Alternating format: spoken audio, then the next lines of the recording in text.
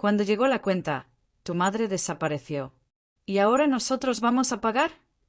Gritó mi nuera, Clara, mientras toda la gente en el restaurante giraba para mirarnos.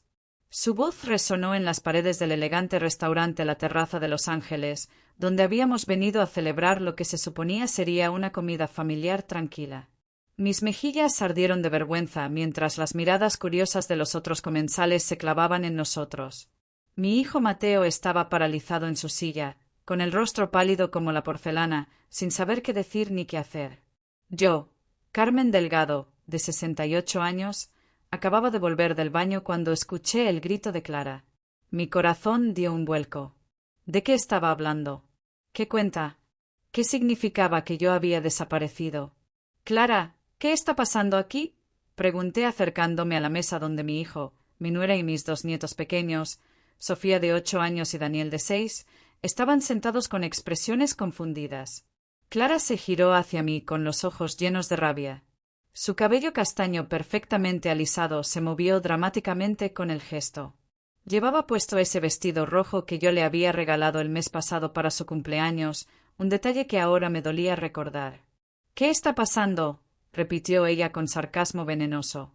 Lo que está pasando, querida suegra, es que pediste los platos más caros del menú, ordenaste una botella de vino premium y luego desapareciste convenientemente cuando el mesero trajo la cuenta. Pensaste que no nos daríamos cuenta. Las palabras me golpearon como un puñetazo en el estómago. Miré a mi hijo buscando apoyo, pero Mateo evitaba mi mirada, sus ojos fijos en el mantel blanco de la mesa. Los niños comenzaron a llorar, asustados por los gritos de su madre. Clara, yo no pedí nada de eso, dije intentando mantener la calma aunque mi voz temblaba. Solo fui al baño. Ni siquiera he visto el menú completo todavía. —¡Mentirosa! —escupió Clara, su dedo índice apuntándome acusadoramente. El mesero dijo que fuiste tú quien hizo todo el pedido hace media hora. ¿Nos tomas por tontos? Pero antes de continuar, si esta historia te está atrapando, asegúrate de estar suscrito al canal. Y cuéntame en los comentarios, ¿alguna vez te han acusado de algo que no hiciste? Me encantaría leer tus experiencias. Mi nombre es Carmen Delgado, y durante toda mi vida me he enorgullecido de ser una mujer honesta y trabajadora. Quedé viuda hace 12 años cuando mi esposo Rafael falleció de un infarto repentino. Desde entonces, he vivido con mi modesta pensión y los ahorros que logramos juntar durante 35 años de matrimonio. Rafael había sido profesor de matemáticas y yo trabajé como enfermera en el Hospital General durante casi 4 décadas. No éramos ricos, pero nunca nos faltó nada. Cuando Mateo conoció a Clara hace 5 años, yo estaba feliz de que mi hijo finalmente hubiera encontrado a alguien. Después de su primer matrimonio fallido, yo temía que se quedara solo. Clara parecía encantadora al principio, educada, trabajadora, con una sonrisa que iluminaba cualquier habitación. Se casaron 6 meses después de conocerse, y yo di mi bendición con todo mi corazón. Los primeros 2 años fueron maravillosos. Clara me llamaba mamá con cariño, venía a visitarme cada semana, me incluía en todas las celebraciones familiares. Cuando nació Sofía, yo estaba en la sala de partos sosteniendo su mano. Cuando llegó Daniel 2 años después, ella insistió en que yo fuera la madrina. Yo pensaba que finalmente tenía la familia completa que siempre había soñado.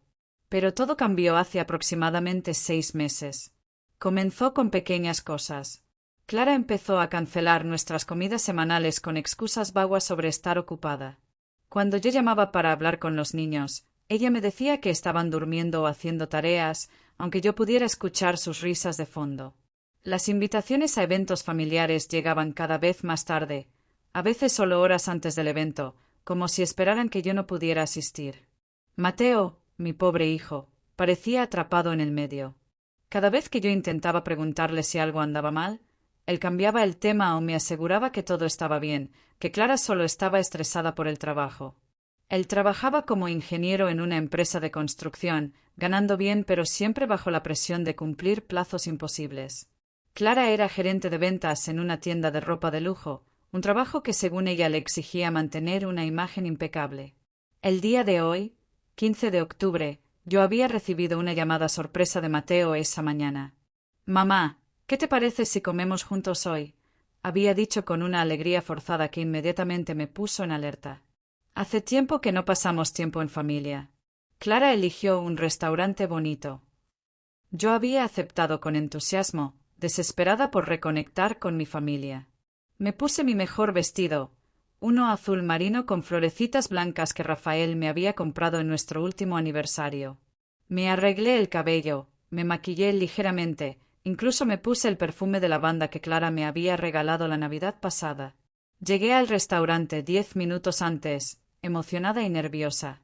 La terraza de Los Ángeles era un lugar elegante en el centro de la ciudad, con manteles blancos, copas de cristal y precios que normalmente estaban muy por encima de mi presupuesto. Pero si esta era la oportunidad de arreglar las cosas con mi familia, valía cada peso. Mateo, Clara y los niños llegaron exactamente a tiempo. Los abrazos fueron breves, casi mecánicos. Sofía y Daniel me saludaron tímidamente, como si yo fuera una extraña y no la abuela que solía hornearles galletas cada fin de semana. Nos sentamos en una mesa cerca de la ventana con vista al parque.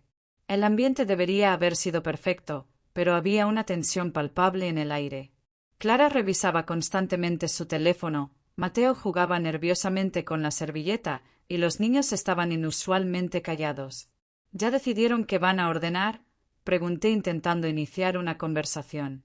Todavía no, respondió Clara sin levantar la vista de su teléfono. El servicio aquí es lento. Pasaron varios minutos incómodos. Yo intenté hablar con los niños sobre la escuela, pero Clara interrumpía constantemente con correcciones o comentarios cortantes. Finalmente, sentí la necesidad de ir al baño, tanto por razones físicas como para escapar momentáneamente de la tensión. Disculpen, voy al baño, anuncié levantándome. Claro, mamá, dijo Mateo sin mucho interés. El baño estaba en el segundo piso del restaurante. Subí las escaleras lentamente, mis rodillas protestando por la artritis que me había estado molestando últimamente. El baño era lujoso, con espejos dorados y toallas de manos suaves. Me tomé mi tiempo, respirando profundamente, dándome una charla mental sobre tener paciencia con Clara. Cuando regresé, tal vez 10 o 15 minutos después, la escena que encontré fue completamente diferente a la que había dejado. La mesa estaba llena de platos: langosta, filete de res, ensaladas gourmet, una botella cara de vino tinto. Clara estaba de pie, su rostro rojo de furia, sosteniendo lo que parecía ser una cuenta en su mano temblorosa. Y entonces lo escuché. Ese grito que haría que todo mi mundo comenzara a desmoronarse. Cuando llegó la cuenta, tu madre desapareció. ¿Y ahora nosotros vamos a pagar? Ahora, volviendo al momento presente, yo estaba ahí parada frente a mi familia, siendo acusada de algo que no había hecho. Las manos me temblaban mientras intentaba procesar lo que estaba sucediendo. Clara, te lo juro por la memoria de Rafael, yo no pedí nada de esto, dije, mi voz quebrándose por la emoción. Ni siquiera he visto al mesero desde que llegamos. Entonces explícame esto, dijo Clara empujando la cuenta hacia mí. El total era de 4,850 pesos, una cantidad que representaba casi la mitad de mi pensión mensual. Miré el papel con horror. Efectivamente, listaba todos esos platos caros, más el vino, más una propina del 20% ya incluida. Pero yo no había pedido nada de eso. ¿Cómo era posible? Mateo, dije girándome hacia mi hijo, suplicando con mis ojos que él me creyera. Tú me conoces. Sabes que yo nunca haría algo así. Por primera vez, Mateo levantó la vista para encontrarse con la mía. Lo que vi en sus ojos me rompió el corazón. No era apoyo ni amor, sino duda. Mi propio hijo dudaba de mí. Mamá, comenzó él con voz tensa, el mesero dice que fuiste tú. Que le hiciste todo el pedido justo después de que te sentaste, antes de que llegáramos nosotros. Antes de que llegaran ustedes, repetí confundida. Pero yo llegué después de ustedes. Ustedes ya estaban aquí cuando yo entré. Clara soltó una risa cruel. Qué conveniente que tu memoria sea tan selectiva, Carmen. El mesero dice que estabas aquí desde las 2:15. Nosotros llegamos a las 2:30. Miré mi reloj. Eran las 3:45 ahora. Yo había llegado al restaurante a las 2:20, exactamente 10 minutos antes de la hora acordada.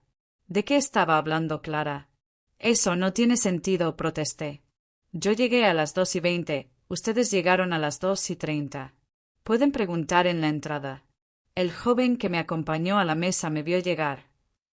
Ya preguntamos, dijo Clara con tono triunfante. El host dice que una señora mayor con un vestido azul llegó a las 2:15 y pidió esta mesa específica. Esa eres tú, Carmen. Mi mente estaba acelerada intentando entender qué estaba pasando. Algo no cuadraba. Yo había llegado a las 2:20, de eso estaba completamente segura. Había revisado mi reloj 3 veces en el camino porque no quería llegar tarde. De repente, un pensamiento perturbador cruzó mi mente. ¿Era posible que alguien estuviera mintiendo deliberadamente? ¿Pero quién? ¿Y por qué? Los otros comensales en el restaurante ahora nos observaban abiertamente, algunos susurrando entre ellos, otros grabando con sus teléfonos. La humillación ardía en mis mejillas. «Yo pagaré», dije finalmente, mi orgullo siendo la única cosa que me mantenía de pie. No sé qué está pasando aquí, pero no voy a permitir que esta escena continúe frente a los niños. Saqué mi tarjeta de débito con manos temblorosas. Tendría que usar gran parte de mis ahorros para emergencias, pero no podía soportar un segundo más de esto. «Oh, ahora sí aparece el dinero», comentó Clara con crueldad. «¡Qué coincidencia!». El mesero, un joven de unos 25 años con expresión incómoda, se acercó a tomar mi tarjeta. Cuando me la devolvió con el recibo para firmar, me atreví a preguntarle directamente. «Disculpa, ¿tú personalmente tomaste el pedido que está en esta cuenta?». Él asintió nerviosamente. «Sí, señora. Usted me llamó cuando llegó y me pidió que preparara una mesa especial. Me dio instrucciones muy específicas sobre los platos». «¿Puedes describirme a la persona que te hizo el pedido?», insistí. El mesero me miró confundido. «Pues, usted, señora. Vestido azul con flores, cabello gris recogido, aproximadamente 1,60 de altura». La descripción coincidía conmigo perfectamente. Demasiado perfectamente. «¿Y estás absolutamente seguro de que era yo?», pregunté con un nudo en la garganta. «Bueno». Él dudó por primera vez. «Es decir, usted estaba usando lentes de sol grandes cuando hizo el pedido, y tenía un pañuelo en la cabeza también. Pero el vestido y la descripción general coinciden, y cuando le pregunté el nombre para la reserva, dijo, Carmen, la familia Delgado, punto». Mi corazón se detuvo. Yo no había hecho ninguna reserva. Y yo no había traído ni lentes de sol ni pañuelo ese día. ¿Qué diablos estaba pasando aquí? «Lentes de sol y pañuelo», repetí, mi voz apenas un susurro mientras procesaba las palabras del mesero. El joven asintió, claramente incómodo con toda la situación. «Sí, señora. Pensé que tal vez tenía sensibilidad a la luz o algo así. Muchas personas mayores, quiero decir, algunos clientes usan accesorios así». Mis manos comenzaron a temblar más fuerte. Alguien que se parecía a mí, vestida como yo, había venido a este restaurante antes que yo y había hecho un pedido extremadamente caro a mi nombre. Esto no era un simple malentendido. Era algo mucho más siniestro. «Clara», dije girándome hacia mi nuera con una nueva determinación en mi voz, «alguien está tratando de hacerme quedar mal. Alguien se hizo pasar por mí». Clara cruzó los brazos sobre su pecho, una sonrisa burlona en sus labios perfectamente pintados de rojo. «Oh, por favor, Carmen. ¿Ahora vas a culpar a un doble imaginario? ¿Qué sigue? ¿Vas a decir que tienes una gemela malvada?»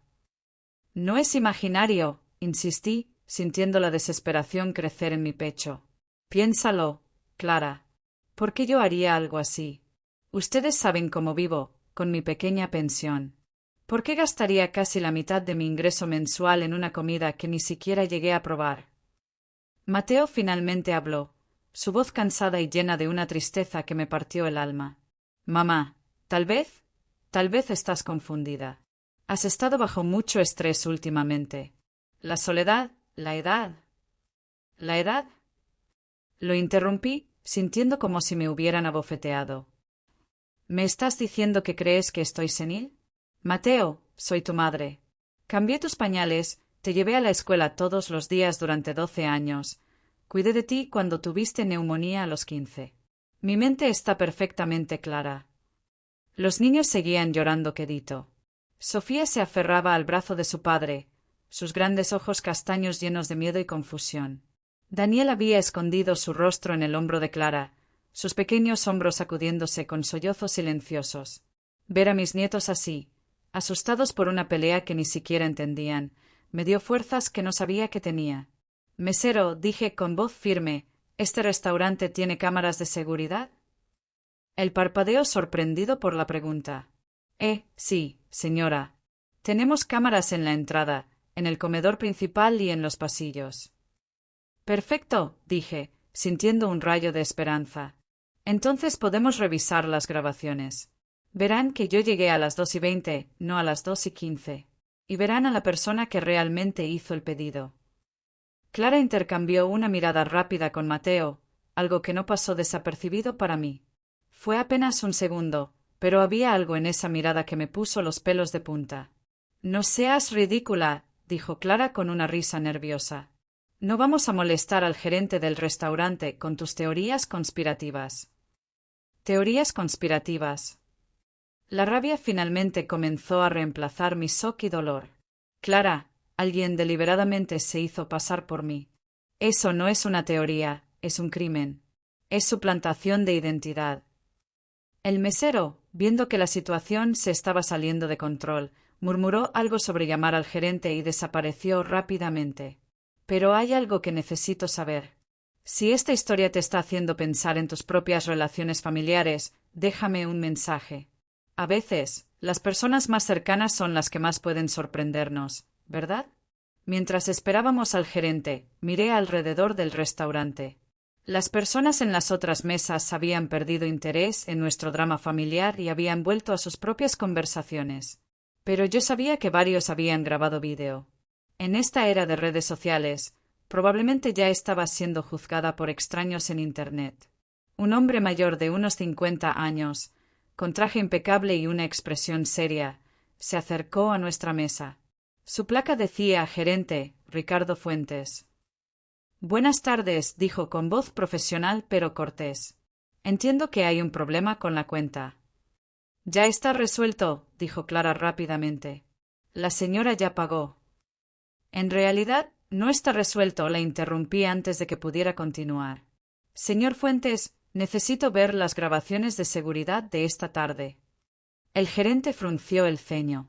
Las grabaciones son privadas, señora. Solo las compartimos con las autoridades en caso de un incidente grave. Esto es un incidente grave, dije con firmeza. Alguien se hizo pasar por mí y ordenó comida a mi nombre. Eso es fraude. El señor Fuentes me estudió por un momento, sus ojos moviéndose entre mi rostro y el de Clara y Mateo. ¿Está usted sugiriendo que no fue quien hizo el pedido? Exactamente, respondí. Yo llegué a este restaurante a las 2:20. Su empleado dice que alguien que coincidía con mi descripción llegó a las 2:15 y ordenó toda esta comida. Pero esa persona no era yo. Mamá, por favor, suplicó Mateo, su voz cargada de vergüenza. ¿Ya pagaste? Vámonos a casa. No, dije con una determinación que sorprendió incluso a mí misma. No me voy hasta que lleguemos al fondo de esto. Clara se puso de pie bruscamente. Mateo, lleva a los niños al coche. Yo me encargo de tu madre. Algo en la forma en que dijo me encargo me envió un escalofrío por la columna vertebral. No era tono de una nuera preocupada. Era el tono de alguien ejecutando un plan. Mateo obedeció sin protestar, tomando las manos de Sofía y Daniel y guiándolos hacia la salida. Sofía volteó a verme una vez, sus ojos llenos de lágrimas, y susurró abuela antes de que su padre la jalara suavemente hacia adelante. Verlos irse sintió como si me arrancaran el corazón. Ahora solo quedábamos Clara, yo y el gerente. Señor Fuentes, dije intentando mantener mi voz calmada, soy Carmen Delgado. Trabajé como enfermera en el Hospital General durante 38 años. Nunca he tenido un problema legal en mi vida. No soy una estafadora ni una mujer senil confundida. Algo muy extraño está pasando aquí, y necesito su ayuda para resolverlo. El gerente me miró con lo que parecía ser simpatía genuina. Tal vez vio algo en mis ojos que le convenció de mi sinceridad. Mire, dijo finalmente, normalmente no haría esto, pero puedo revisar las grabaciones en mi oficina. Si realmente hay evidencia de suplantación de identidad, entonces tendremos que involucrar a la policía de todas formas. Gracias, dije, sintiendo lágrimas de alivio amenazar con caer. Clara, sin embargo, no se veía nada contenta. Esto es absurdo. Ricardo, ella ya pagó la cuenta. El restaurante tiene su dinero. ¿Por qué crear más drama? El gerente se giró hacia ella.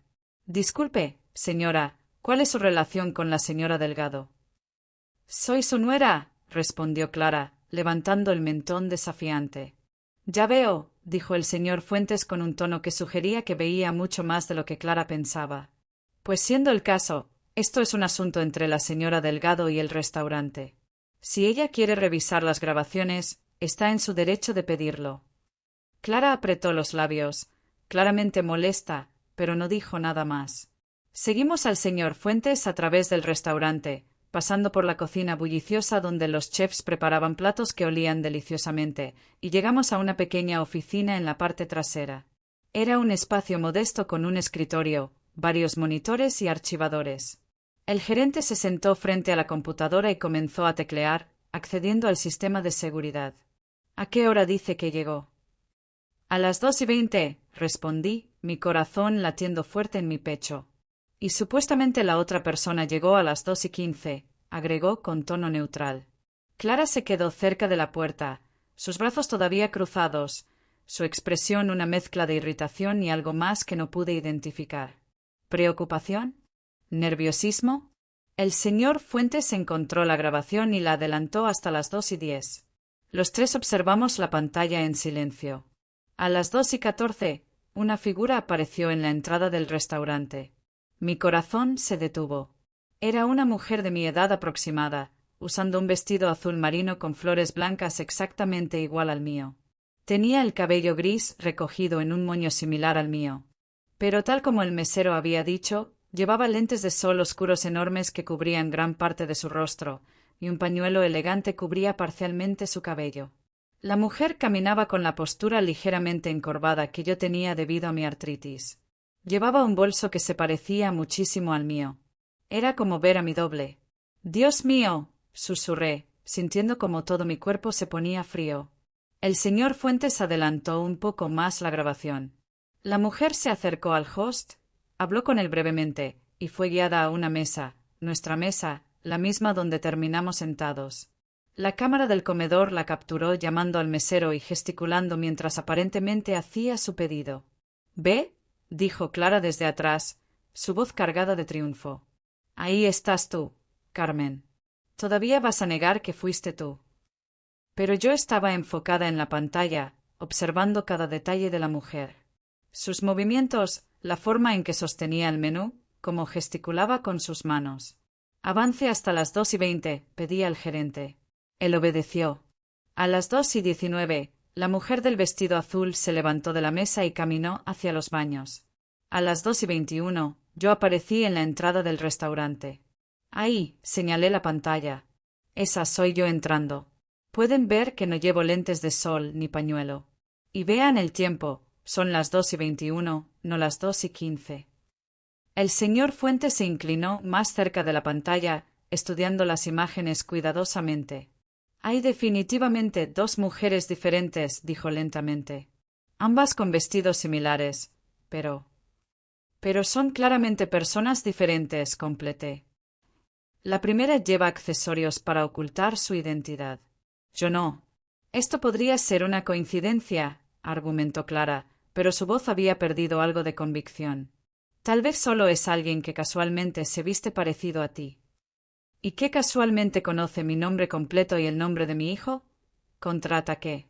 ¿Y qué casualmente eligió esta misma mesa, este mismo restaurante, este mismo día y hora? Clara, ¿en serio esperas que crea eso? El gerente siguió observando la grabación.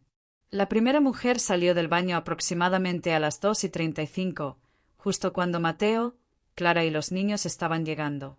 Pero en lugar de regresar a la mesa, caminó directamente hacia la salida trasera del restaurante, evitando el comedor principal. «Interesante», murmuró el señor Fuentes. «Ella salió por la puerta de servicio, no por la entrada principal». Porque sabía exactamente lo que estaba haciendo, dije, sintiendo la rabia y la traición crecer dentro de mí. Esto fue planeado. Alguien sabía que yo vendría hoy, sabía qué ropa llevaría puesta, y deliberadamente creó esta situación para humillarme.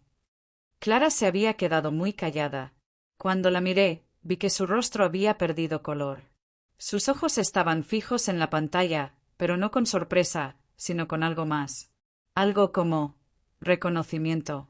Y en ese momento, como un rayo de luz que ilumina un cuarto oscuro, todo comenzó a tener sentido. Tú, susurré, girándome completamente para encararla. ¿Tú sabías sobre esto? No sé de qué estás hablando, dijo Clara, pero sus ojos evitaron los míos. Esta mañana, cuando Mateo me llamó para invitarme a comer, ¿cómo supo exactamente qué ropa me pondría? No lo sabíamos, respondió Clara rápidamente. Fue solo suerte. No, dije, mi mente trabajando rápidamente, uniendo piezas que antes no tenían sentido. El vestido azul con flores. Rafael me lo regaló en nuestro último aniversario. Es mi favorito.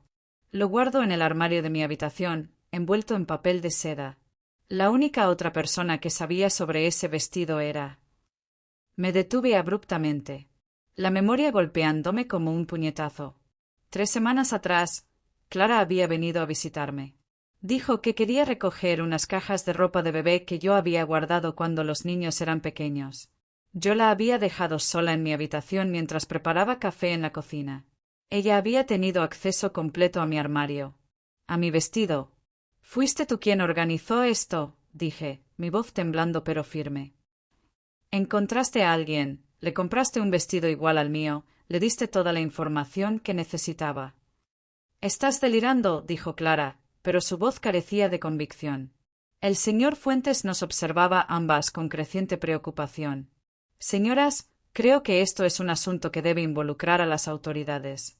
«Estoy de acuerdo», dije sin apartar la mirada de Clara. «Quiero presentar una denuncia formal por fraude y suplantación de identidad». Clara finalmente explotó. «¿Sabes qué, Carmen? Sí. Fui yo. Y lo volvería a hacer. Porque estoy harta de ti, de tu actitud de mártir, de cómo haces que Mateo se sienta culpable por cada pequeña cosa». Sus palabras salieron como veneno escupido. El señor Fuentes retrocedió instintivamente, claramente incómodo de ser testigo de este drama familiar. «¿Qué te hice para merecer esto?», pregunté, sintiendo lágrimas finalmente derramarse por mis mejillas. «Yo te recibí en mi familia con los brazos abiertos. Te traté como a una hija». «Exactamente», gritó Clara. «Como a una hija. Siempre controlando, siempre opinando, siempre haciéndome sentir que no era suficiente para tu precioso hijo». «Nunca hice eso», protesté, pero incluso mientras lo decía, pequeñas memorias comenzaron a aparecer. Comentarios que yo pensaba eran útiles. Sugerencias sobre cómo criar a los niños. Críticas disfrazadas de preocupación. ¿Había sido yo una suegra entrometida sin darme cuenta? «Cada semana», continuó Clara, su voz quebrándose, «cada maldita semana tenías que venir a nuestra casa, tenías que revisar cómo limpiaba, cómo cocinaba, cómo vestía a los niños. Nada de lo que hacía era suficiente para ti». «Solo quería ayudar», susurré, sintiendo que mi mundo se desmoronaba. «No querías ayudar», dijo Clara con amargura. «Querías controlar. Y Mateo nunca podía defenderte porque eres su madre, la pobre viuda que sacrificó todo por él». El silencio que siguió fue ensordecedor. El señor Fuentes había dejado de fingir que no estaba escuchando y nos observaba abiertamente, probablemente calculando si necesitaba llamar a seguridad. «Entonces esto», dije finalmente, señalando la pantalla de la computadora, «¿todo esto fue para qué? ¿Para humillarme? ¿Para alejarme de tu vida?» Clara se limpió una lágrima que había escapado de su ojo. «Para que finalmente te dieras cuenta de que no eres bienvenida en nuestras vidas. Pensé que si te humillaba lo suficiente, te alejarías por tu cuenta».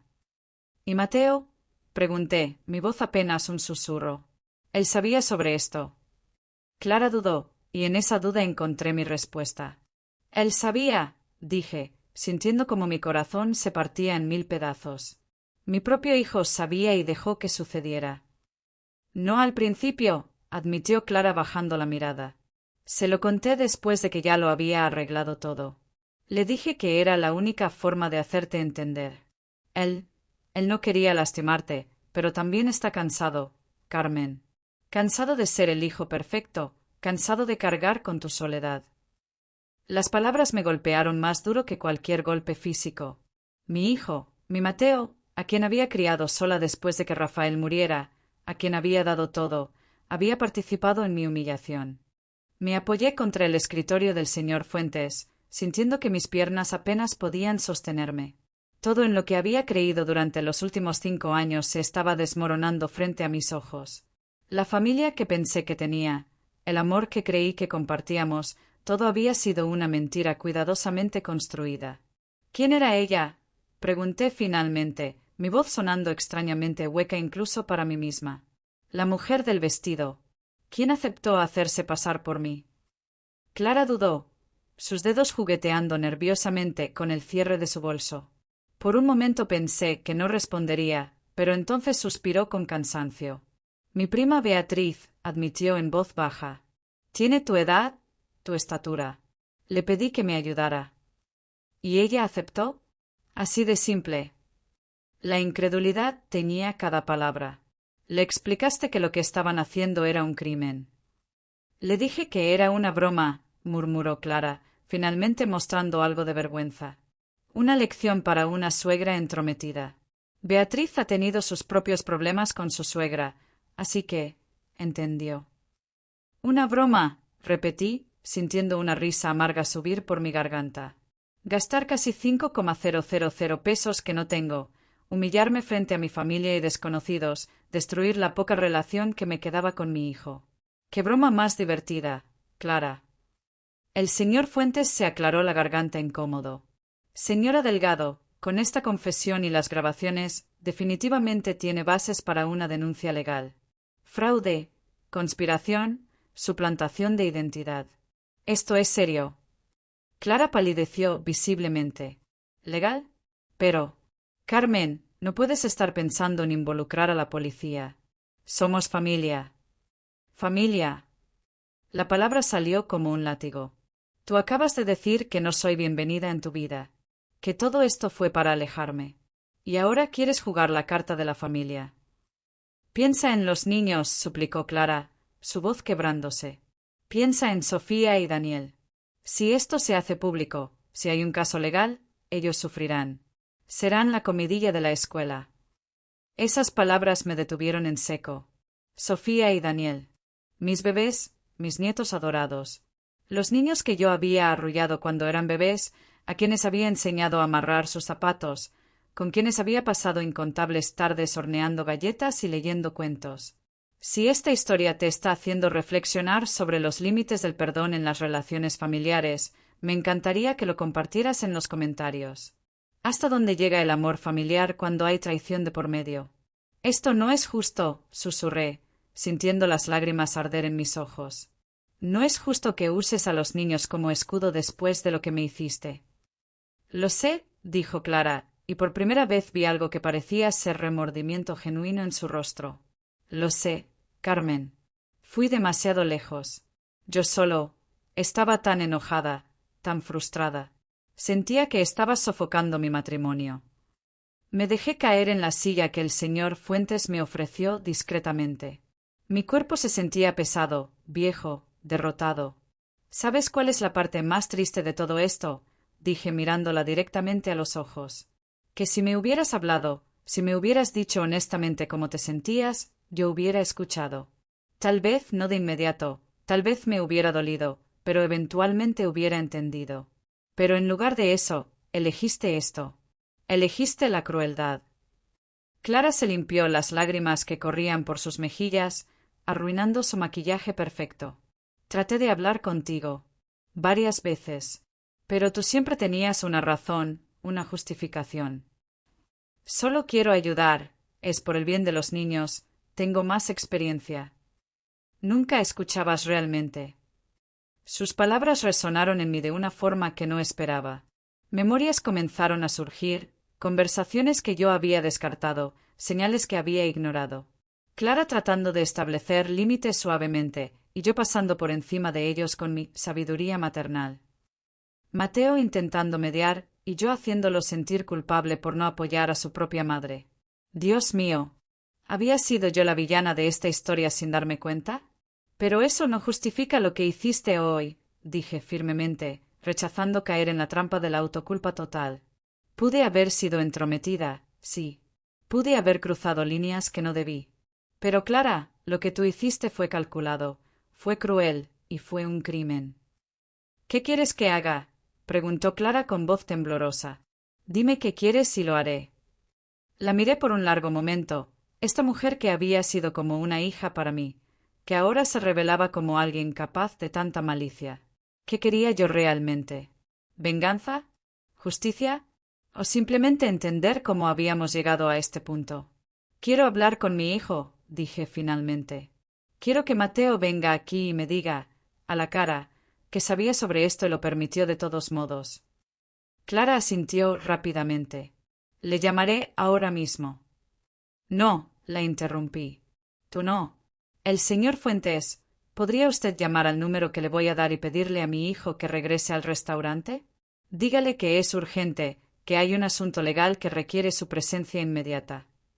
El gerente asintió, claramente aliviado de tener un rol activo que lo alejara de ser solo un espectador incómodo de este drama familiar.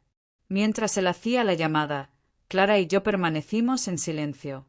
No era un silencio pacífico, sino uno cargado de años de resentimientos no expresados, expectativas no cumplidas y amor que en algún punto se había torcido y convertido en algo tóxico. Carmen, dijo Clara suavemente después de varios minutos, sé que esto no significa nada ahora, pero yo realmente te apreciaba al principio. Cuando conocí a Mateo y me presentó a ti, pensé, qué suerte tiene de tener una madre tan dedicada. Yo nunca tuve eso. Mi propia madre nos abandonó cuando yo tenía 10 años. Esta información era nueva para mí. En 5 años de relación familiar, Clara nunca había compartido esto conmigo. No lo sabía, admití suavemente. ¿Nunca preguntaste? Respondió ella sin malicia, solo como un hecho. Siempre estabas tan ocupada contándome historias de Mateo cuando era niño, de tu vida con Rafael, de cómo las cosas deberían hacerse. Nunca hubo espacio para mi historia. Esas palabras me golpearon como un balde de agua fría. Tenía razón. Yo había estado tan enfocada en ser la matriarca, la fuente de sabiduría familiar, que nunca me detuve a conocer realmente a Clara como persona, con su propia historia, sus propios traumas, sus propias necesidades. Lo siento, dije, y las palabras salieron más fácil de lo que esperaba. Siento no haber sido la suegra que necesitabas. Siento haber sido tan ciega a tus sentimientos. Clara me miró con sorpresa genuina, como si disculparme fuera lo último que esperaba de mí. Pero, continué con firmeza, eso no borra lo que hiciste hoy. Una cosa no cancela la otra. Ella asintió lentamente. Lo sé.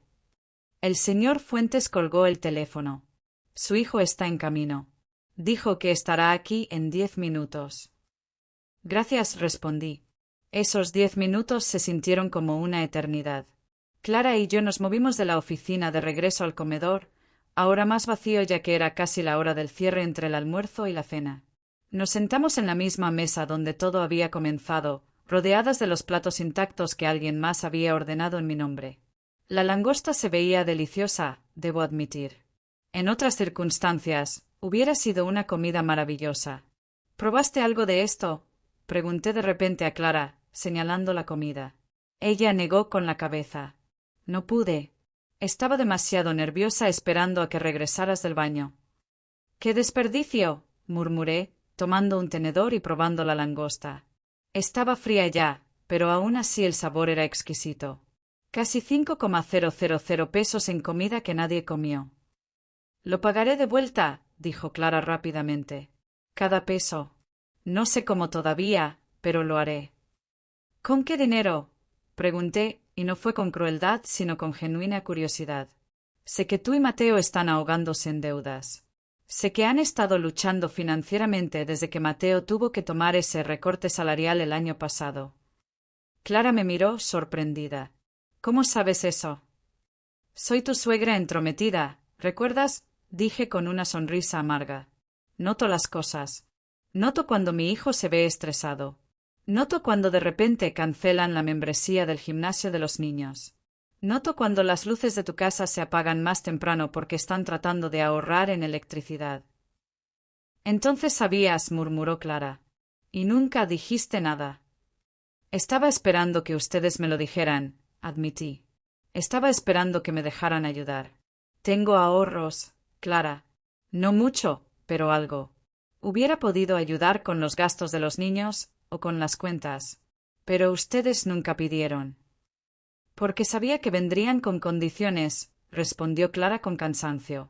Con tus opiniones sobre cómo estamos manejando nuestro dinero, sobre nuestras prioridades, sobre nuestras decisiones. Y ahí estaba de nuevo. Esa verdad incómoda que yo no quería ver. Mi ayuda siempre venía con cadenas invisibles, con expectativas no expresadas, con juicios disfrazados de preocupación. Tienes razón, dije finalmente. Y eso necesita cambiar. Si es que alguna vez llegamos a tener algún tipo de relación después de esto. En ese momento, Mateo irrumpió en el restaurante. Su cabello estaba despeinado, su cara sudorosa, como si hubiera corrido todo el camino desde el estacionamiento. Los niños no estaban con él, probablemente los había dejado con alguien. Sus ojos fueron inmediatamente hacia nosotras, sentadas en esa mesa con los restos de la comida costosa que había causado todo este drama. «Mamá», dijo acercándose con cautela. «El gerente dijo que había un problema legal. ¿Qué está pasando? ¿Estás bien?» Me puse de pie lentamente, mis rodillas protestando por el movimiento. Miré a mi hijo, este hombre de 32 años que todavía era mi bebé en mi corazón, y me preparé para hacer la pregunta que más temía. «Mateo», dije con voz firme a pesar del temblor en mis manos, «necesito que me digas la verdad. ¿Sabías sobre el plan de Clara? ¿Sabías que iba a contratar a alguien para hacerse pasar por mí y humillarme públicamente?» El color drenó de su rostro. Sus ojos fueron hacia Clara, quien asintió casi imperceptiblemente, y luego de vuelta hacia mí. «Mamá, yo». «La verdad, Mateo», interrumpí. «Después de 32 años, después de todo lo que hemos pasado juntos, merezco al menos eso. La verdad». Él cerró los ojos, respiró profundamente, y cuando los abrió de nuevo, vi lágrimas correr por sus mejillas. «Sí», susurró. «Sabía». Y con esa simple palabra de 2 letras, mi corazón se rompió completamente. «Clara me lo contó 2 días antes», continuó Mateo, su voz quebrándose. «Yo le dije que no lo hiciera, que era demasiado, que había otras formas. Pero ella estaba tan desesperada, tan agotada de pelear conmigo sobre ti. Y yo, Dios, mamá, yo también estaba cansado». «¿Así que lo dejaste pasar?», pregunté, cada palabra sintiendo como si estuviera sacando un cuchillo de mi propio pecho. «Simplemente permitiste que tu esposa orquestara esto». Pensé que sería menos cruel que tener la conversación, como admitió Mateo, limpiando las lágrimas con el dorso de su mano en un gesto que me recordó tanto a cuando era niño. «Pensé que si te sentías tan incómoda, tan humillada, que simplemente te alejarías por tu cuenta y así yo no tendría que ser quien te dijera que necesitábamos espacio». «Cobarde», dije, y la palabra salió más suave de lo que esperaba, casi con tristeza en lugar de rabia. «Mi hijo es un cobarde». «Lo sé», sollozó él. «Lo sé, mamá. Y lo siento. Dios, lo siento tanto». Lo miré, este hombre que había criado para ser honesto, valiente, amable. ¿En qué momento había fallado tan completamente como madre? ¿O era esto simplemente quien él era, y yo había estado demasiado ciega para verlo? «El señor Fuentes tiene grabaciones de todo», dije con voz firme. «Clara confesó todo. Tengo bases legales para presentar cargos por fraude y suplantación de identidad contra ella y su prima Beatriz». Mateo palideció aún más si es que eso era posible. «Mamá, por favor, no». «No he decidido qué voy a hacer todavía», lo interrumpí. «Pero lo que sí sé es esto. Necesito tiempo lejos de ustedes. Necesito espacio para procesar lo que ha pasado aquí hoy». «¿Cuánto tiempo?», preguntó Clara con voz pequeña. «No lo sé», admití honestamente. «¿Días? ¿Semanas? Tal vez meses». Necesito descubrir quién soy, Carmen Delgado, no solo como madre o abuela, sino como persona. Porque claramente he perdido eso en algún punto. El señor Fuentes, quien había estado observando discretamente desde la barra del restaurante, se acercó con pasos cautelosos. Señora Delgado, necesito saber cómo desea proceder. Tengo las grabaciones guardadas en nuestro sistema y estoy dispuesta a proporcionarlas a las autoridades si así lo decide. Miré al gerente, luego a Clara cuyo rostro estaba manchado de rímel corrido, luego a Mateo quien parecía un niño asustado atrapado en el cuerpo de un hombre adulto. El peso de la decisión que tenía que tomar se sentía como una roca sobre mi pecho. Necesito 24 horas, dije finalmente. Señor Fuentes, por favor guarde esas grabaciones de forma segura. No las borre bajo ninguna circunstancia. Mañana a esta misma hora le haré saber mi decisión. Por supuesto, señora, respondió él con un gesto de respeto. Y respecto al costo de la comida. Ya lo pagué, dije con firmeza. Ese dinero se fue. Pero lo que aún no se decide es si esto se queda como un asunto familiar o se convierte en un caso criminal. Clara se estremeció visiblemente ante la palabra criminal. Mateo se pasó las manos por el rostro, claramente exhausto emocional y mentalmente. ¿Puedo decir algo?, preguntó Mateo con voz ronca. Puedes, respondí, cruzando los brazos sobre mi pecho en un gesto defensivo que ni siquiera intenté ocultar. Cuando papá murió, yo tenía 20 años, comenzó Mateo, su voz temblando. Estaba en mi tercer año de universidad, acababa de romper con mi primera novia seria, y de repente tuve que ser el hombre de la casa. Tú te derrumbaste, mamá. Durante meses, apenas salías de la cama. Yo tuve que hacerme cargo de todo, las cuentas, la casa, los trámites del funeral, el papeleo del seguro. Lo sé, susurré, sintiendo la vergüenza de esos meses oscuros inundarme de nuevo. Y nunca te he agradecido lo suficiente por eso. No estoy buscando agradecimiento, continuó él. Estoy tratando de explicar. Después de que finalmente saliste de esa depresión, te convertiste en esta versión súper enfocada de ti misma. Como si tuvieras que compensar todo el tiempo perdido. ¿Y yo? Yo me convertí en tu proyecto, en tu propósito. Sus palabras resonaban con una verdad que dolía reconocer. Después de la muerte de Rafael, cuando finalmente logré salir de ese pozo negro de dolor, me había aferrado a Mateo como si él fuera mi tabla de salvación. Cada logro suyo se convirtió en mi logro. Cada problema suyo se convirtió en mi problema. No te dejé crecer, dije lentamente, las piezas finalmente encajando. Te mantuve atado a mí porque tenía miedo de quedarme completamente sola. Exactamente, dijo Mateo con un suspiro de alivio, como si finalmente alguien entendiera. Y cuando conocí a Clara, cuando me enamoré y quise construir mi propia familia, sentí esta culpa terrible, como si estuviera abandonándote. Nunca quisiste casarte con ella, ¿verdad? La pregunta salió antes de que pudiera detenerla. En el fondo, sentías que estabas traicionándome. El silencio que siguió fue la respuesta más clara que necesitaba. Clara dejó escapar un sonido ahogado, algo entre una risa y un sollozo. Dios mío, todo este tiempo pensé que el problema era solo yo, que era la nuera malvada que se robó al hijo perfecto. Pero esto es mucho más profundo, ¿verdad? Si esta historia te está haciendo cuestionar tus propias dinámicas familiares, escribe en los comentarios. A veces, las verdades más difíciles son las que más necesitamos enfrentar. Me senté de nuevo, sintiendo que mi cuerpo ya no podía mantenerse en pie. Esta conversación estaba revelando capas de disfunción familiar que yo había ignorado sistemáticamente durante años. ¿Por qué nunca me lo dijiste?, pregunté a Mateo, mi voz apenas un susurro. ¿Por qué dejaste que esta toxicidad creciera hasta este punto? Porque eres mi madre, respondió él simplemente. Porque te amo. Porque no quería lastimarte. Porque cada vez que intentaba establecer un límite, tú te ponías triste o me recordabas todo lo que habías sacrificado por mí, y yo me sentía como el peor hijo del mundo. Manipulación emocional, dijo Clara suavemente. Eso es lo que mi terapeuta lo llamaría. Manipulación emocional no intencional, pero manipulación al fin. ¿Tienes una terapeuta?, pregunté sorprendida. Clara asintió. Desde hace un año. Cuando empecé a tener ataques de pánico por tus visitas semanales. Esas palabras me golpearon como un puñetazo físico. Mi nuera había estado teniendo ataques de pánico por mi causa, y yo no tenía ni idea. ¿Por qué nadie me dijo nada? Mi voz se quebró en la última palabra. Porque funcionas en un circuito cerrado, mamá, dijo Mateo con una honestidad brutal. En tu cabeza, eres la madre perfecta, la abuela perfecta, la que solo quiere lo mejor para todos. Cualquier cosa que contradiga esa narrativa es rechazada automáticamente. Lo he visto cientos de veces. Alguien trata de decirte que has cruzado una línea, y de repente estás llorando sobre lo difícil que fue criarte sola, sobre cuánto extrañas a papá, sobre cómo solo quieres ayudar.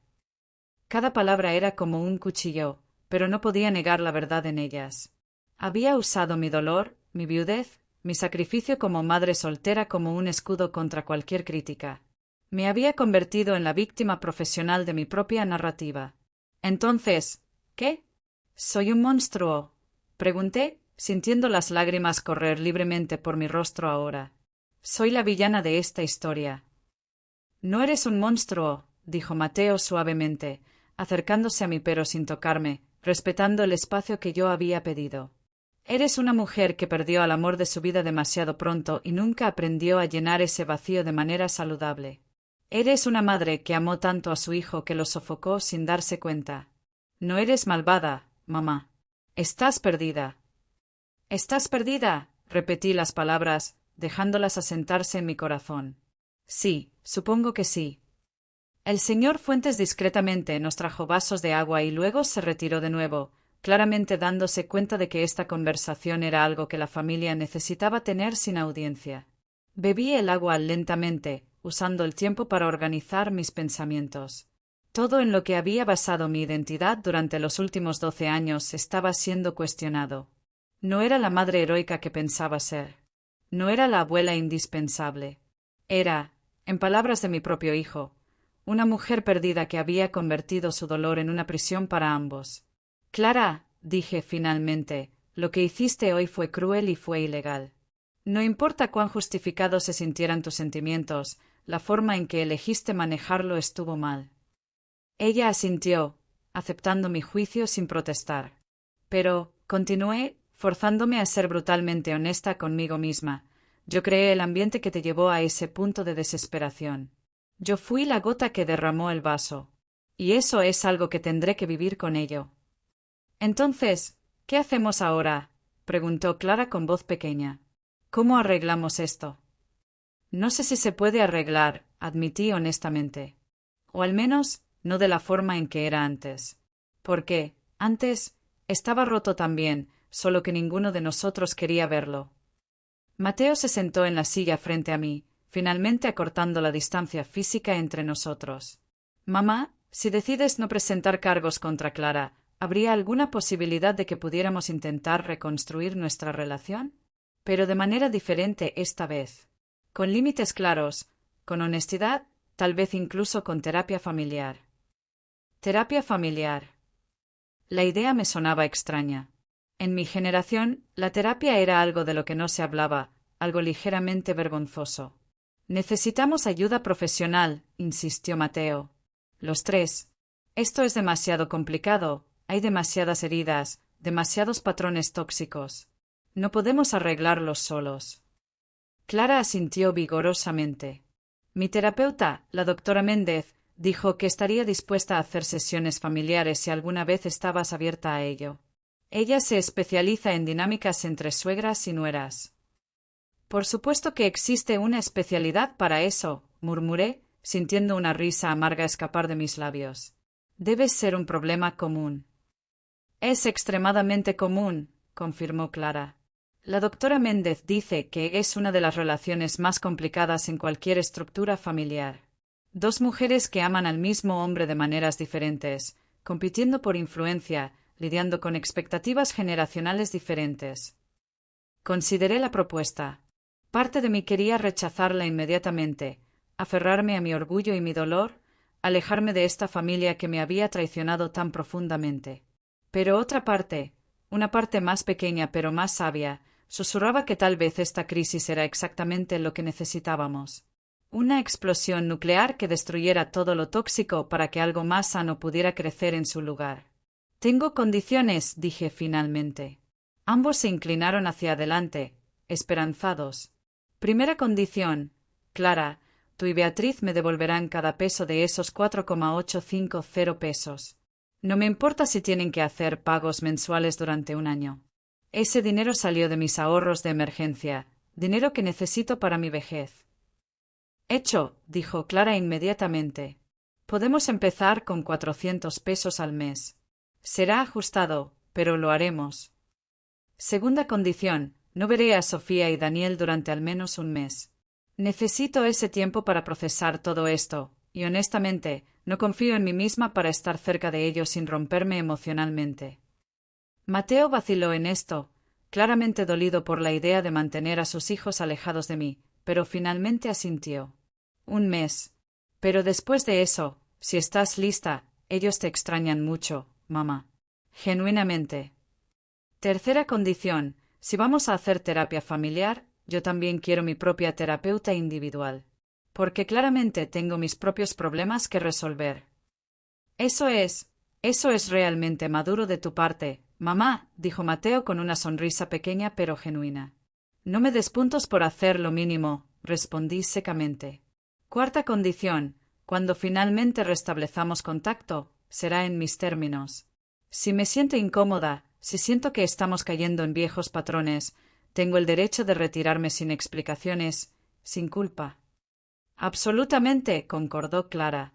Y la quinta condición, continué, mi voz volviéndose más firme. Clara, quiero que encuentres a Beatriz y la traigas a mi casa mañana a las 3 de la tarde. Ella también necesita escuchar cómo su broma afectó a una persona real. Y quiero una disculpa cara a cara de ambas.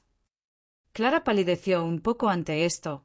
Claramente no esperaba tener que involucrar directamente a su prima de nuevo, pero asintió. Lo haré. Beatriz necesita entender la gravedad de lo que hicimos.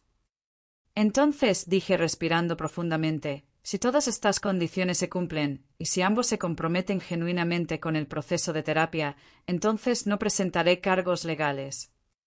El alivio en sus rostros era palpable. Mateo dejó escapar un suspiro que sonaba como si hubiera estado conteniendo la respiración durante horas. Clara se cubrió la boca con ambas manos, lágrimas de alivio corriendo por sus mejillas. Pero, agregué, mi voz tomando un tono de acero, si cualquiera de ustedes rompe estas condiciones, si siento que esto fue solo otra manipulación para evitar consecuencias legales, volveré aquí, obtendré esas grabaciones y presentaré cargos sin dudarlo. ¿Entendido? Entendido, dijeron ambos al unísono. Me puse de pie, mi cuerpo protestando por las horas de tensión emocional. Ahora necesito irme a casa. Sola. No me llamen esta noche. No me manden mensajes. Necesito estar completamente sola con mis pensamientos. Mateo dio un paso adelante como si quisiera abrazarme, pero se detuvo al ver mi expresión. Te amo, mamá. A pesar de todo, te amo. Lo sé, dije suavemente. Y yo te amo a ti. Pero el amor solo no es suficiente, ¿verdad? También necesitamos respeto, límites y honestidad. Caminé hacia la salida del restaurante, sintiendo sus ojos siguiéndome. El señor Fuentes me alcanzó en la puerta. Señora Delgado, dijo con voz baja, no sé si esto significa algo, pero he trabajado en este restaurante durante 15 años. He visto cientos de dramas familiares desarrollarse en este comedor. Y lo que acaba de suceder aquí, la forma en que manejó esto, con dolor pero también con dignidad y claridad, es una de las cosas más valientes que he presenciado. Sus palabras me tomaron por sorpresa. No me siento muy valiente, admití. La valentía no es la ausencia de miedo o dolor, respondió él con sabiduría. Es seguir adelante a pesar de ellos. Espero que las cosas mejoren para usted y su familia. Gracias, dije sinceramente. Y gracias por guardar esas grabaciones. Espero nunca necesitarlas, pero es reconfortante saber que existen. Salí del restaurante hacia el atardecer. El sol se estaba poniendo, pintando el cielo de naranjas y rosas. Había algo poético en eso, en terminar este día horrible con algo hermoso. Mi coche estaba donde lo había dejado, en el estacionamiento que ahora estaba casi vacío. Me senté en el asiento del conductor, pero no encendí el motor de inmediato. En cambio, me permití finalmente colapsar. Las lágrimas vinieron en oleadas, grandes sollozos que sacudían todo mi cuerpo. Lloré por la familia que pensé que tenía. Lloré por la madre que pensé que era. Lloré por Rafael, quien si estuviera vivo tal vez hubiera equilibrado estas dinámicas de una manera que yo sola no pude. Lloré por los años perdidos en patrones tóxicos. Y lloré por la mujer que había sido antes de que todo esto comenzara, una mujer que en algún punto del camino se había perdido completamente. Cuando finalmente no quedaban más lágrimas, me miré en el espejo retrovisor. Mi rostro estaba hinchado, rojo, devastado. Pero en mis ojos vi algo que no había visto en mucho tiempo: claridad. Por primera vez en 12 años, tal vez por primera vez desde que Rafael murió, estaba viendo la verdad. No la versión editada que me había contado a mí misma, no la narrativa heroica de la madre sacrificada, sino la verdad cruda y complicada. Encendí el motor y conduje a casa, no a la casa que había sido el centro de tantas tensiones familiares, sino mi refugio, mi espacio. Y mientras conducía, comencé a hacer una lista mental de cosas que necesitaba hacer. Encontrar un terapeuta. Llamar a viejas amigas que había descuidado mientras me consumía en mi rol de madre y abuela. Tal vez retomar ese curso de pintura que había abandonado cuando Mateo nació. Redescubrir quién era Carmen Delgado cuando no se definía solo por su relación con otros. Mañana vendría Beatriz con su disculpa. Pasado mañana comenzaría la búsqueda de un terapeuta. Y después de eso, quién sabe. La mañana siguiente llegó demasiado pronto. Me desperté a las 6 de la mañana, no porque mi alarma sonara, sino porque mi mente no me permitió seguir durmiendo. Los eventos del día anterior reproducían en mi cabeza como una película en bucle: la humillación pública, la confesión de Clara, la traición de Mateo, las verdades incómodas sobre mí misma. Me quedé en la cama mirando al techo por varios minutos, sintiendo el peso de la soledad que había estado evitando todos estos años. La casa estaba en silencio absoluto. No había risas de nietos, no había llamadas telefónicas matutinas de Mateo, no había la expectativa de una visita semanal. Solo yo y mis pensamientos. Finalmente me obligué a levantarme. El espejo del baño me mostró una mujer que apenas reconocía: ojos hinchados, cabello despeinado, líneas de preocupación profundamente marcadas en la frente. Me veía todos mis 68 años y tal vez algunos más. Mientras me preparaba un café, noté cuán grande y vacía se sentía mi casa. Era una casa modesta de 3 habitaciones en un barrio tranquilo. Rafael y yo la habíamos comprado cuando Mateo tenía 5 años. Cada rincón tenía memorias: la marca en la pared de la sala donde Mateo había chocado su bicicleta, la ventana de la cocina donde Rafael solía pararse a observar su jardín, el cuarto de huéspedes que yo había convertido en el cuarto de los nietos, lleno de juguetes que Sofía y Daniel ya ni usaban. Era una casa llena de pasado, pero vacía de presente. El teléfono sonó a las 8 de la mañana. Era un número desconocido, pero decidí contestar. Señora Delgado. Una voz femenina, joven, profesional. Sí, soy yo. Mi nombre es Laura Hernández. Soy asistente de la doctora Patricia Méndez. Recibí una llamada de Clara Delgado ayer en la noche, explicando su situación. La doctora tiene una cancelación hoy a las 11 de la mañana y se preguntaba si usted estaría interesada en una sesión de evaluación. La eficiencia de Clara me sorprendió. No había perdido tiempo en poner las cosas en marcha. ¿Tan pronto?, pregunté, sintiendo un nudo de nerviosismo en el estómago. La doctora entiende que su situación es urgente, explicó Laura amablemente. Pero si prefiere esperar. No, la interrumpí. No, si hay un espacio disponible, lo tomaré. Gracias. Después de anotar la dirección y los detalles, colgué el teléfono sintiendo una mezcla de aprensión y algo parecido a la esperanza. Tal vez esto realmente podría funcionar. Tal vez no era demasiado tarde para cambiar. Pasé las siguientes horas en una especie de niebla, moviéndome mecánicamente a través de las rutinas matutinas. Desayuné sin saborear realmente la comida. Me duché y me vestí con cuidado, eligiendo ropa cómoda pero presentable. Me pregunté qué se supone que una debe usar a su primera sesión de terapia. La oficina de la doctora Méndez estaba en un edificio moderno en el centro de la ciudad, no muy lejos del restaurante donde había ocurrido el incidente. Llegué 15 minutos antes, como era mi costumbre, y me senté en la sala de espera revisando revistas sin realmente leerlas. A las 11 en punto, una mujer de aproximadamente 45 años, con cabello oscuro corto y una sonrisa cálida, salió de su oficina. —¿Carmen Delgado? —preguntó extendiéndome la mano. —Sí —respondí, estrechando su mano. Su apretón era firme pero amable. —Soy la doctora Méndez. Por favor, pase. Su oficina era acogedora, con paredes en tonos beige, plantas en las esquinas y 2 sillones cómodos separados por una mesa pequeña con una caja de pañuelos discretamente colocada. Las paredes tenían diplomas y certificaciones, pero también fotografías de paisajes naturales que transmitían calma. Antes de comenzar, dijo la doctora mientras ambas nos acomodábamos, quiero que sepa que esta sesión es completamente confidencial. Lo que se dice aquí se queda aquí, a menos que haya riesgo de daño a usted o a otros. ¿Tiene alguna pregunta antes de empezar? Nunca he hecho esto antes, admití, sintiendo mis manos temblar ligeramente. No estoy segura de cómo funciona. Es muy simple, respondió ella con una sonrisa tranquilizadora. Usted habla, yo escucho. A veces hago preguntas para entender mejor. No hay juicios aquí, Carmen. Este es su espacio seguro. Y entonces, como si alguien hubiera abierto una compuerta, comencé a hablar. Le conté sobre el día anterior, sobre la humillación en el restaurante, sobre descubrir la traición de Clara y Mateo.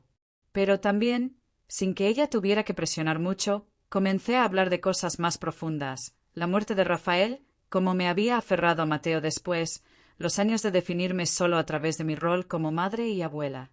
Si alguna vez has sentido que tu identidad está tan entrelazada con tu familia que no sabes quién eres sin ellos, escribe en los comentarios. No estás solo en esto. La doctora Méndez escuchaba atentamente, tomando notas ocasionales, asintiendo en momentos apropiados. Cuando finalmente me detuve, casi 30 minutos después de haber comenzado, me di cuenta de que había usado casi toda la caja de pañuelos. Carmen, dijo ella suavemente, lo que está describiendo es algo que llamamos identidad enmesada. Es cuando los límites entre nosotros y nuestros seres queridos se vuelven tan borrosos que perdemos el sentido de dónde termina nuestra identidad y comienza la de ellos. ¿Eso es malo?, pregunté, aunque ya conocía la respuesta. No es saludable, corrigió ella. No para usted ni para ellos. Cuando nos definimos completamente a través de otros, les damos un poder inmenso sobre nuestro bienestar emocional. Y sin querer, creamos una presión enorme sobre ellos para que cumplan nuestras necesidades emocionales.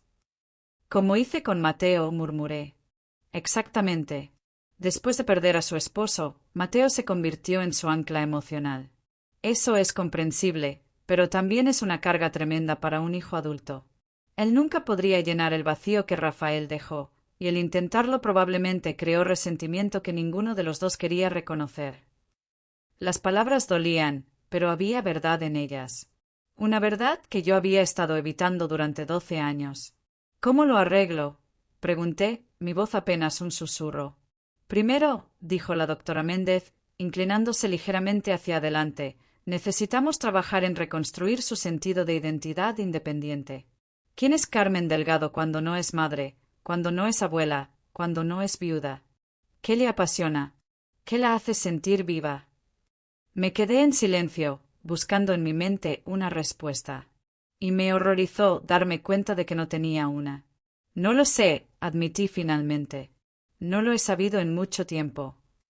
Entonces ese será nuestro trabajo, dijo ella con una sonrisa alentadora. Redescubrir a Carmen. Y créame, ella está ahí, esperando ser encontrada de nuevo. Pasamos el resto de la sesión hablando de cosas prácticas, establecer una rutina de cuidado personal, identificar actividades que solía disfrutar antes de que la vida familiar lo consumiera todo, aprender a sentarse con la incomodidad de estar sola sin inmediatamente buscar llenar ese vacío con otra persona. Cuando salí de la oficina 1 hora después, no me sentía curada ni mucho menos. Pero sentía algo que no había sentido en mucho tiempo, esperanza. Esperanza de que tal vez, solo tal vez, podía aprender a ser una versión mejor y más completa de mí misma.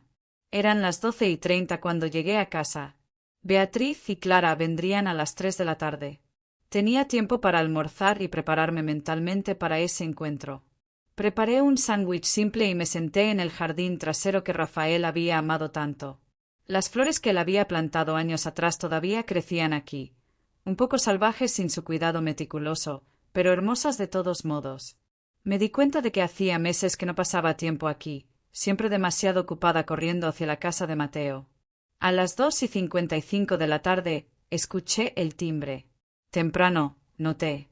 Otra señal de que Clara estaba tomando esto seriamente. Abrí la puerta para encontrar a Clara y a otra mujer que debía ser Beatriz. La semejanza entre nosotras era desconcertante ahora que la veía en persona. Tenía mi altura, mi constitución, incluso el tono de su cabello gris era similar al mío. Se había vestido deliberadamente para parecerse a mí ayer. Carmen, dijo Clara nerviosamente, esta es mi prima Beatriz. Beatriz me miró sin la arrogancia que esperaba ver. En cambio, sus ojos estaban llenos de vergüenza y lo que parecía ser genuino remordimiento. Señora Delgado, comenzó ella con voz temblorosa, no tengo palabras para expresar cuán avergonzada estoy de mi participación en lo que sucedió ayer. Pasen, dije, haciéndome a un lado. Esta conversación no debe tener lugar en el umbral de mi puerta. Las guié a la sala, el mismo espacio donde habíamos celebrado tantos cumpleaños, navidades y ocasiones familiares. Se sentaron juntas en el sofá, ambas con posturas tensas, mientras yo tomaba la silla frente a ellas. Beatriz, comencé con voz controlada. Clara me dijo que le vendió esto como una broma para una suegra entrometida. ¿Es eso cierto? Beatriz asintió miserablemente. Sí, mi propia suegra ha sido difícil.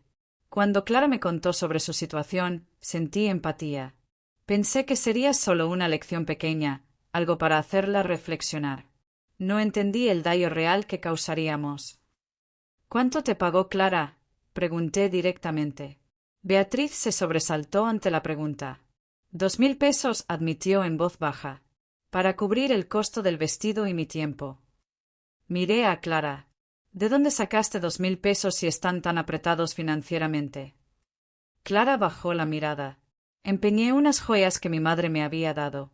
Estaba desesperada, Carmen. No estoy orgullosa de ello. El silencio que siguió fue pesado. Finalmente, Beatriz habló de nuevo.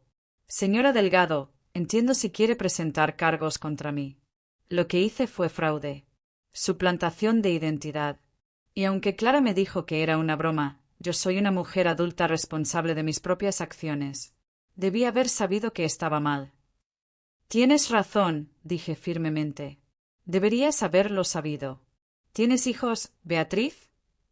Sí, respondió ella. 3. El mayor tiene 14 años. ¿Y si alguien le hiciera algo así a ti frente a tus hijos? ¿Si alguien te humillara públicamente basándose en mentiras y engaños? ¿Cómo te sentirías? Las lágrimas comenzaron a correr por el rostro de Beatriz. Devastada, traicionada, furiosa. Exactamente, dije. Esos son exactamente los sentimientos con los que he estado lidiando desde ayer. Agregado al hecho de que mi propia familia orquestó esto. Clara también estaba llorando ahora. Carmen, lo siento mucho. He dicho eso 1000 veces, y sé que no es suficiente, pero no sé qué más decir. ¿Sabes lo que me dijo mi nueva terapeuta esta mañana? Pregunté, decidiendo ser completamente honesta. Que tengo una identidad enmesada. Que he estado definiéndome completamente a través de mi familia durante tanto tiempo que perdí el sentido de quién soy como individuo. Y tiene razón. Ambas mujeres me miraron con sorpresa. Fui a terapia esta mañana, continué. Porque si vamos a arreglar esto, necesito empezar por arreglarme a mí misma. Necesito entender cómo llegamos a este punto. Eso es realmente valiente, dijo Beatriz suavemente. No es valentía, corregí. Es necesidad. Beatriz, no voy a presentar cargos contra ti o contra Clara. Pero necesito que entiendas algo. Lo que hiciste tuvo consecuencias reales. Gasté casi la mitad de mis ahorros de emergencia en esa comida. Dinero que necesito para mi vejez, para emergencias médicas, para mantener esta casa. Ese dinero importa. Lo pagaremos de vuelta, prometió Clara firmemente. Ya hablamos Mateo y yo. Empezaremos con 400 pesos al mes. Sé que tomará más de un año, pero... Y yo contribuiré, interrumpió Beatriz. Devolveré los 2,000 pesos que Clara me pagó. No es justo que me quedara con ese dinero conociendo ahora el daño que causamos. ¿Estás segura? Preguntó Clara, mirando a su prima con sorpresa. Completamente, respondió Beatriz. Haré pagos de 500 pesos al mes si es necesario. Pero no puedo quedarme con dinero que gané engañando a alguien. Por primera vez desde que comenzó esta pesadilla, sentí algo parecido al respeto por alguien involucrado en esto. Beatriz, una extraña para mí hasta ayer, estaba mostrando más integridad que mi propia familia había mostrado inicialmente. Final. 6 meses después, me encontré parada frente al espejo de mi habitación, preparándome para una ocasión que nunca pensé que vería, la primera cena familiar desde el incidente del restaurante. Los últimos meses habían sido un viaje de transformación que nunca imaginé posible a mis 68 años. Las sesiones semanales con la doctora Méndez me habían ayudado a desenterrar capas de dolor, resentimiento y patrones tóxicos que había estado cargando durante décadas. Había aprendido a sentarme con mi soledad sin tratar de llenarla inmediatamente con la presencia de otros. Retomé la pintura, algo que había abandonado cuando Mateo nació. Mi casa ahora tenía pequeños lienzos por todos lados, paisajes imperfectos pero llenos de vida. Me reuní con viejas amigas del hospital, mujeres que había descuidado durante años. Descubrí que la vida tenía más dimensiones de las que mi mundo centrado en la familia me había permitido ver. Clara y Beatriz habían cumplido su promesa. Cada mes, sin falta, recibía pagos que lentamente reconstruían mis ahorros. Más importante aún, habíamos empezado sesiones de terapia familiar hace 3 meses. No había sido fácil. Hubo lágrimas, confrontaciones difíciles, momentos donde todos queríamos rendirnos. Pero seguimos adelante. Mateo había revelado durante una sesión particularmente emotiva que siempre se había sentido culpable por querer su propia vida. Yo había aprendido a escuchar sin interrumpir, sin defender, sin convertir su dolor en el mío. Clara había admitido que parte de su resentimiento venía de sus propios problemas con su madre ausente, y había proyectado todo eso en nuestra relación. Y yo, finalmente, había admitido la verdad más difícil de todas, que había usado mi viudez como un escudo contra el crecimiento personal, que me había escondido detrás de mi rol de madre sacrificada para evitar enfrentar mi propio dolor y mis propias necesidades. El timbre sonó exactamente a las 6 de la tarde. Respiré profundamente antes de abrir la puerta. Mateo estaba ahí con Sofía y Daniel, quienes llevaban un ramo de flores que claramente habían elegido ellos mismos, una mezcla caótica de colores que me hizo sonreír genuinamente por primera vez en horas. «¡Abuela!», gritó Sofía, pero se detuvo antes de lanzarse hacia mí, recordando las nuevas reglas que habíamos establecido sobre respetar el espacio personal. «¿Puedo abrazarte?», preguntó con esa dulzura que me derretía el corazón. «Por supuesto, mi amor», respondí, abriendo mis brazos. Clara llegó minutos después con una ensalada que había preparado. La tensión inicial era palpable, pero diferente a antes. No era la tensión de secretos y resentimientos no dichos, sino la incomodidad natural de personas que están aprendiendo nuevas formas de relacionarse. Durante la cena, practiqué todo lo que había aprendido en terapia. Cuando Sofía me contó sobre su nuevo proyecto escolar, resistí el impulso de decirle exactamente cómo debería hacerlo. En cambio, pregunté, ¿qué ideas tienes tú? Cuando Clara mencionó que Daniel había tenido problemas con un niño en la escuela, no salté inmediatamente con soluciones. Esperé, escuché y solo ofrecí mi perspectiva cuando me la pidieron. Estas parecían cosas pequeñas, pero para mí eran monumentales. Cada momento de contención, cada pregunta en lugar de una declaración, cada espacio que dejaba para que otros llenaran, era una victoria. Después de la cena, cuando los niños estaban jugando en el jardín, Mateo, Clara y yo nos sentamos en la sala con café. «Mamá», dijo Mateo con voz emocionada, «quería decirte algo. He estado yendo a terapia individual también». «¿Solo yo?», sin Clara. «¿En serio?», pregunté, sorprendida pero complacida. «Sí. Me di cuenta de que tenía mis propios problemas que resolver. La codependencia, la culpa, mi incapacidad para establecer límites. No era solo tu problema o el problema de Clara. Era también el mío. Clara tomó la mano de Mateo. Y nosotros hemos estado haciendo terapia de pareja también. Resulta que nuestra relación tenía grietas que iban más allá de la situación contigo. Usar eso como chivo expiatorio nos impedía ver nuestros propios problemas. Me alegra oír eso, dije honestamente. Porque una de las cosas que aprendí es que cada persona es responsable de su propia sanación. Yo no puedo arreglarlos, y ustedes no pueden arreglarme. Solo podemos trabajar en nosotros mismos y elegir presentarnos mejor para los demás. ¿Cuándo te volviste tan sabia? Preguntó Mateo con una sonrisa pequeña. No soy sabia, respondí. Estoy aprendiendo. Hay una diferencia. Antes de que se fueran esa noche, Clara me abrazó en el umbral de la puerta. Gracias, susurró en mi oído. Gracias por darnos esta oportunidad. Gracias a ti por no rendirte conmigo, respondí. Cuando finalmente cerré la puerta y me quedé sola en mi casa, no sentí el peso aplastante de la soledad que solía sentir. En cambio, sentí paz. Una paz que venía de saber que yo era suficiente, sola, sin necesitar validación constante de otros. ¿Nuestra familia estaba arreglada? No completamente.